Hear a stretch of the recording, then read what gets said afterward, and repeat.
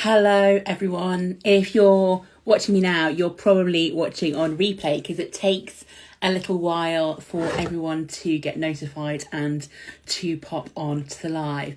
So welcome if you are watching on replay. Would love you to comment, to share. It's always great to see you. Hi Denise, lovely to see you. Hi Becky. So lovely to see you all here today. Welcome to Wednesday, middle of the week. We always do them on Wednesdays because it rhymes with WorkJoy. WorkJoy Wednesdays. Maybe we can make it a hashtag thing. I have a few things to talk to you about today, and I would love you to ask me questions, to go through stuff. And I've got a few bits of, as usual, some random musings of stuff that's going on in my head.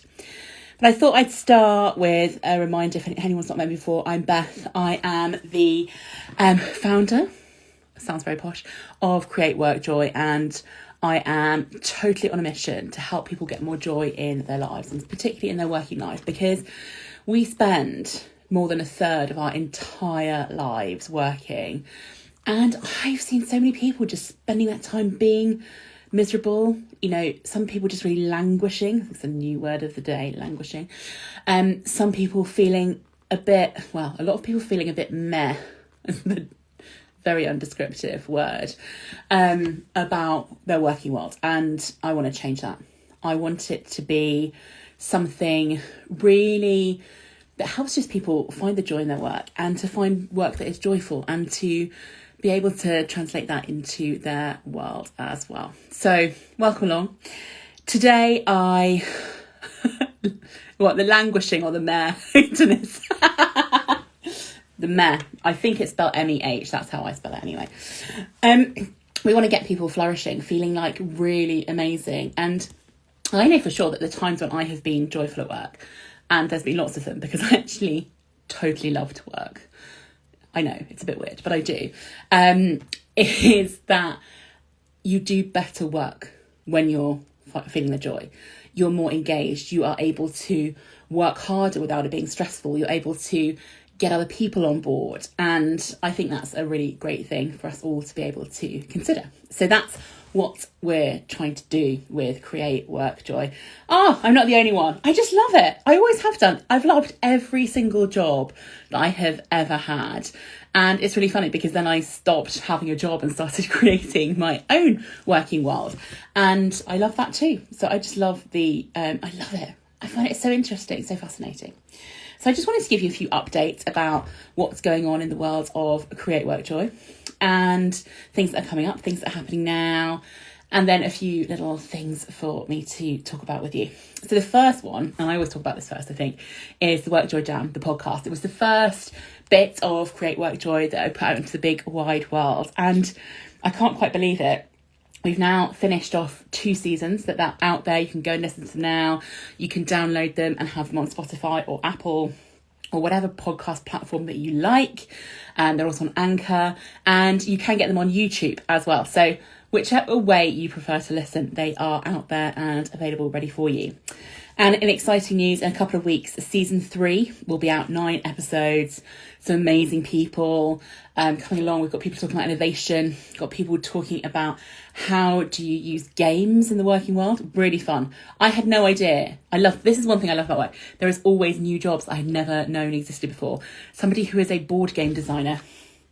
Never even thought that was a job. Obviously it must be when I think about it. Who else comes up with these amazing things? But yeah, fantastic. Got people who look at how writing can really help your brain, and doing writing sprints and the power of writing. Just so many wonderful people. My old boss, the first person who ever gave me a job in learning and development, Dr. Sam Mather, is coming on to talk about her PhD subject, which is all about psychological safety. People talking about time management. It's just an amazing array of people that will go on from a couple of weeks' time until December. And then we'll be looking at doing season 4 in the new year. I can't quite believe it. It's been about a year since I first started recording season 1. And it was just a little idea that I had. And I thought, why not give this a go? I got some friends on the podcast for season 1. And it's just really taken off. And I've absolutely loved doing it. Because for me, talking to people who are interesting is the best thing that I do. It's a big part of my job that I absolutely love. So I'm going to keep doing it for as long as everyone will come and talk to me. Season 4, I've got a few people signed up already. I'm not going to reveal anything just yet because we're only revealing season 3 right now. But also I'm looking for people who would like to come and talk to me about their perspective on work and joy, their expertise, if you've got an interesting angle on it. So if you know anybody, if you would like to be one of those people, I would love to hear from you. You can either message me directly on any of the social platforms, or email me hello@createworkjoy.com. Would love to hear. I'm looking for about another 5 or 6 people. So I've got a few people signed up already. So would love to hear from you. Recording this autumn, ready to launch in the new year. So that's the podcast update. And remember, season 1 and season 2, if you haven't listened to them all, listen to them all. They are there. Go and have a listen. See which ones excite you and give me some feedback as well. If you can on the apps, like or star or review them. That also really helps get them into other people's worlds as well. The next thing I want to talk to you about, so number 2, is about the coaching program, the WorkJoy Way. We are on cohort 3 now, and the next one will launch in February, and they are on their week of one-to-one coaching week. So they do a few activities to start with over the weeks. It's 16 weeks in total. And as part of the program, they get 3 one-to-one coaching sessions with me and 4 group coaching sessions, and then experiments to do in between, all based on different areas and ways to look at the joy in your life. And this week is individual one-to-one coaching week. So I'm having the most joyous week talking to people. It's the first time we're having conversations. So I'm getting to know them, getting to understand what they want, how I can help them. And I'm a total nerd for it. I blooming love coaching. It's something I've done for so many years, and every time I work with a new person, it excites me even more. So it's not one of those things I've ever been bored of. So I totally love it. And through the program, they'll do things like experiments on who's in their squad. So that's looking at their network. What are the stories they're telling themselves? What are the stories that are in their head? How are they presenting their story? Things like what hurdles get in their way, thinking of goals. So a whole host of different experiments that you can download. They get a video from me and then they go off and do them. And we talk about them in the group coaching and also in the one-to-ones. So that is the WorkJoy Way. That's where we're at. So excited to see where this amazing group of people get from. I'm also catching up with my cohort 2, hearing all about where they've got to, and I think some really exciting growth and progress there. So just love it. My next cohort is going to start in February. We'll tell you the dates soon. Maximum 8 places, and I'm only going to do 2 next year. So 1 starting in February, 1 starting in September. So maximum 16 people next year to be part of the WorkJoy Way program. If you are interested or know anyone who's interested, I will talk to people now, get people signed up, ready to rock and roll. And as always, I will put this out there later on in the year, but I will do a scholarship place for somebody who wouldn't necessarily usually be able to take part in something like this, and would love to pop that out there again for both of those cohorts next year. And then the next, and probably the most exciting, maybe I should have started here, I just tend to have like an order in my head, which is the order in which we launch these things, and that is Club WorkJoy. This is something that if you have followed me for a while, I've been talking about in a way of, oh, this is coming. It is now here. I'm so excited. We launched it kind of in pre-launch mode a week and a half ago. I think I've got more than 30 people already signed up to the club, which is excellent. Loving what's going on already. We're getting to know people. People are sharing their joy, what gives them the work joy in the app. And if you haven't heard about it already, forgive me if I do a few moments of what the club is all about. So it's a community of people who are kind of up for doing some creating and cultivating joy in their working life. It is not a massive commitment. The WorkJoy Way program is 16 weeks. It's quite intensive stuff to do. It's in that space and time. Club WorkJoy is more of something that you can engage with when you have the time, when you've got the ability, when you've got a little bit of something to do. And within the club, there are a number of things you get. The first thing is every month we're going to be doing an amazing event, all on Zoom. So it doesn't matter where you're based, you can still take part. with some incredible speakers. And let me share with you some of the people who are coming along in the first few months. And if you want to look at this, you can look at it on the website, createworkjoy.com. Go to Club WorkJoy, you can see all the people. In October, we have Chet Mojaria, who was one of the podcast guests in the last season. He is talking about anti-values and how knowing what you don't stand for in terms of your values can really help you define what your values are. I am so excited for this session. If you know me well, you will know that I am ever so slightly obsessed with values in organisations and individuals. And I can't wait to look at this from that angle. I think it's a really different way of considering it. So really excited about that one. In November, we've got Melissa Doman. She's a mental health expert. Her book is out in November as well. So amazing stuff, all about mental health at work. And she is so great at getting us to think and talk about what's going on with our mental health. And she's going to talk about building a realistic foundation from joy. Because one of the things that I think could be mistaken when we think about WorkJoy is this idea of like toxic positive, that you just have to pretend to be positive. And that is not what WorkJoy is all about. We're about finding more of it and accepting and managing some of the... Sorry, I've just seen Becky's comment. Some of the lows and highs, you need both of them. And if you've ever seen the Disney Pixar movie Inside Out, you will understand this in like a really deep emotional way. We believe the highs and lows, and this is about how can you manage your own and help other people with their mental health to be able to find those moments of joy. Because if you're struggling with your mental health, it's really hard to find it. Becky is saying to me, I think your middle name is Values. That would be good, wouldn't it? My middle name is actually Olivia, if you didn't know that. There you go. Which means my initials spell boss. I quite like that too. What I don't like, however, is when people say Miss B.O. Stallwood. That's not quite so cool. So maybe Values would be better. Beth Values Stallwood. We could make that work. In December, we've got Stephen Dowd coming to talk about facing your fears. And again, he was on the podcast. You can listen to him and his story is incredible. And then as we go through the whole of next year, if you look on there, we've got things about better meetings, how to feel as good as you look on paper, what to do in those unexpected conversations and the joy of them.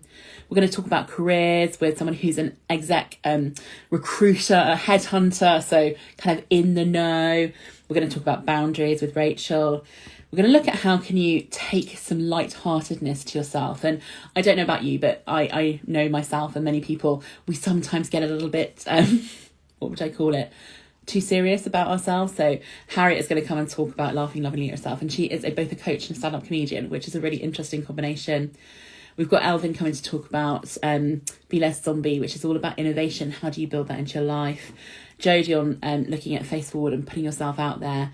And Ruth is going to come and talk about writing and authenticity. So amazing things. And I'm already booking people from October next year as well. So 12 events. I mean, you could end up paying just to see one of those people in the outside world the amount that the Club WorkJoy would cost you for the whole year. And it does even more than just the events. So as well as the events with the speakers, they'll be kind of really good fun because it's not just going to be talking at you. There's going to be loads of chance for Q&A, for conversation.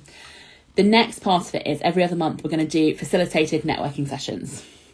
Now, networking makes some people go, oh, yeah, I get to meet interesting people, and makes other people go, I don't like it.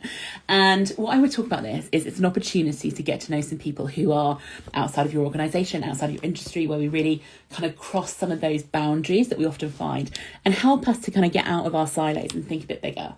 They'll be facilitated, so it's not going to be any of the awkward, oh, hello, what's your name and where do you come from? It will be set questions. I will be there to help you through it. And I think it'll be a great opportunity to learn and grow through other people as well. So loving those. Every week, I will be doing a Q&A. I've just recorded an answer to a question I had on the club platform today. You can ask me anything and I promise to answer it, whether it's a good answer or not. I cannot guarantee because I might not be an expert. But you can ask me anything, and it's a little bit of kind of group coaching. If you want to ask a question, I will answer you either in a video or online. You will also get reduced price coaching with me if you wanted to do like a really quick power hour, get it in there, get some support, get some deep stuff. We can do 3-hour really deep dive sessions or even whole days. That is something you would get discounted rates for. We have the platform. Whew, talking about all this stuff and forgetting to breathe while I'm doing it.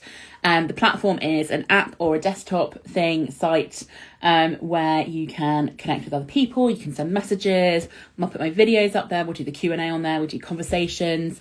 You can sign up to the events. So it's kind of a one-stop shop to support the whole club and to give you an opportunity to connect with each other.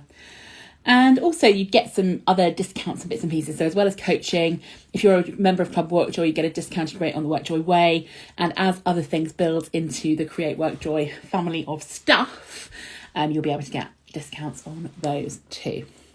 So that is everything Club WorkJoy related.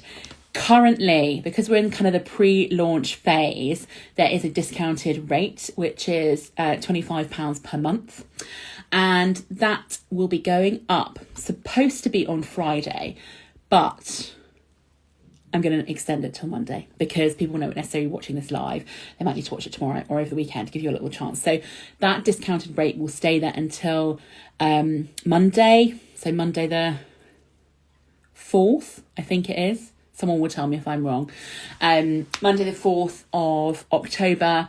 If you want to sign up, it's £25, not just for that first month. It is £25 for life. So your prices will not go up. Standard price is £39 a month. So it's kind of £14 a month saving. And in my head, I work that out as about over 150 quid per year saved. So would love to see you in the club. There's already some amazing, lovely people who have joined and do join in. And if you want to find out more about it and have a quick chat, I'd be really happy to chat with you. All the events that we do, not the networking, but the big events with the speakers will all be recorded and then they will go on the system. So if you can't join in at the time, some of them are lunchtime, some of them are evening events, if you can't join at the time, you'll be able to go and watch them. So you'll never have to totally miss out. Take a breath bath. Take a little sip of water. I get so excited about talking about these things that I forget to breathe. And yeah, calm down for a moment. Some musings before I finish off. And again, if you've got questions, I would love to answer any of your questions as they come up and come through. So first little musing I had, and this won't be a revelation to many people who understand that this is an important thing, is the importance of taking a break. Now, I give this advice out to people all the time, that it's really important. You know, you should take a break. You know, you need time away from work. It's important. It's good for you.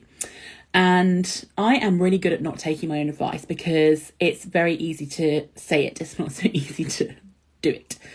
And the last time I took a break was in August. So it wasn't that long ago, but it had been so many months since I had taken a break that I spent the entire week not being very well and feeling a bit rubbish and not really enjoying it or doing anything. And as well as taking that week off, I also on one of those days worked. So it wasn't really a proper break. And then last week I took a proper break and actually left the house for a week. Well, for a week and 2 weekends, weekend either side. And I have worked from home for a long time. So even pre-pandemic, a couple of years before then. And I, pre-pandemic, was always cool with that and didn't necessarily feel like I needed to get away from the house when I was on a break. But that was because many days I would be in clients' offices, I would be out and about. I travelled massively pre-pandemic. And then during pandemic times and over the last 18 months, I've done everything from my spare bedroom, which I now fancily call the studio. It's not really a studio, it's a spare bedroom with a desk in it. And I hadn't realised quite how much I personally needed a change of scenery. And we went to Devon, we just went to an Airbnb. We took the dog. It was the dog's first official holiday. How delightful. And it was amazing. And one of the things that was amazing about a change of scenery is I didn't feel the need to look at my computer or to look at my emails or to do any work because I was somewhere different. And I don't know if anyone else who has worked from home or who does work from home or who, is thinking about the future of hybrid working and all those kind of things, is at the moment my work is entirely done at home. And the separation between work and home life isn't very clear to me. And I work evenings because I do coaching with people who are at work during the day. So yeah, I think there's for me, a really big importance in taking that break and changing the environment. Again, it's not total rocket science, Beth. You could have taken this advice for yourself ages ago. But the power of that, and also either weekend we had some 40th birthdays to celebrate in the zone where the next year and a half is just going to be filled with 40th birthdays, including my own, which is quite exciting. And it was unbelievable, as well as a change of environment, number one. Number two, seeing the most wonderful humans that I haven't seen in way too long, who are what I would call like my total squad. They're amazing. Love them all. Have known them more than half my lifetime. Having that connection and seeing them and proper hugs was just brilliant. And I need to remind myself of that. And I'm sure some other people need to hear that as well. Taking that break is really, really important. And then this leads me on to another thing, which I've been noticing quite a lot of, and I just thought I'd share a little bit about it. And this is the fact that often we spend a lot of our lives being in service of other people. So at work, we're often in service of a big corporate mission, or not even corporate mission, just a mission for the organisation. We might be in service of our bosses and our colleagues. We might be in service, if we're in a leadership position, of the people who report into us. We might be in service of shareholders or the public or all the other people who are related to our work. If you're an entrepreneur, you might be in service of your clients, of the people who kind of pay the bills. There are many people we're in service of at work. And then if we translate that to home, we are also often in service of other people at home, be that partners or kids or people you care for, friends, family. There are so many people that we often are in service of. And a big question I've been talking to a lot of people around and hearing a lot about recently is, when do we stop and say, actually, I'm going to do some stuff that is in service of myself? And shock horror, the idea that maybe what we need as an individual might be just as important as what some of the other people need.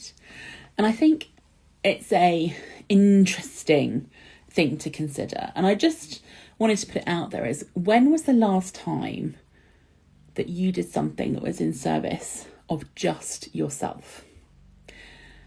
Now, some people might say, oh, Beth, that's a really selfish way of looking at the world. And I don't believe that's true. And I actually think in some ways, and for some things, like managing our mental health, like our well-being, like our ability to find joy, our ability to be really good humans and to be good employees and good business owners and good partners and good parents and all of the other things you might want to be good at, we need to stop being in service of everyone else 100% of the time and at least put ourselves somewhere on our lists. Now, that might be deciding you need a holiday. That's my example. That was probably the last thing I did that was in service of myself. It happened to also be good for other people, so that's not so bad. But what are those other things that you do? And how can you, if you find it hard, because the excuse that we usually have is we don't have time to do that because all of these other demands are on us. But what if you carved out just a little bit of time? What's one thing that you could commit to that would be in service of yourself, for the purpose of being in service of yourself? And to be okay with that, to not feel guilty about taking some time for yourself. It's like that old thing, isn't it? Oh, put your own oxygen mask on first. Way over quoted. But are you doing it? I'd love to know if you are. I am going to try and do more of it. In the last couple of weeks, I had some reflexology. Ooh. And it just lifted me massively. And I don't know all the science behind it. I know some people think it's kind of magic-y stuff. I literally enjoyed every moment of it. I'm not good at things like mindfulness. I'm not good at meditation. My brain is a very active one. But within about 4 minutes of starting this, my brain completely switched off. and I absolutely loved it. So my commitment is that once a month I'm going to do it. Lovely lady comes to my house, I sit on an armchair, and for an hour my brain is just completely rested and my body feels really looked after. So that's the one thing I'm going to commit to. I'm going to do it. And maybe that it doesn't have to be something like that. It could be giving yourself an hour to read a book. It could be giving yourself 10 minutes in the morning of just quiet time just for you. Whatever it is, I would love it if you could all consider it. What are you going to do that's in service just for yourself? Not selfish, but for yourself. And see what a difference that might make to you. And actually, I honestly believe that you will be in service to other people better if you remember that you're an important part of that. So I think they are my main musings for today. Couple of things to think about there. What I'd love to do, has anybody got any questions? Oh, Becky is saying, can't wait for Harriet's session. Me neither. She is hilarious, stand-up comedian. And I love the idea that we could all take ourselves a little bit less seriously. I know sometimes I make massive mountains out of tiny molehills, and I would love to get her advice on that. So very, very excited for that one. So questions, thoughts. I know it's on a little bit of a delay, so I will take a sip of water and have a moment of not talking whilst you ask me anything that you want me to answer.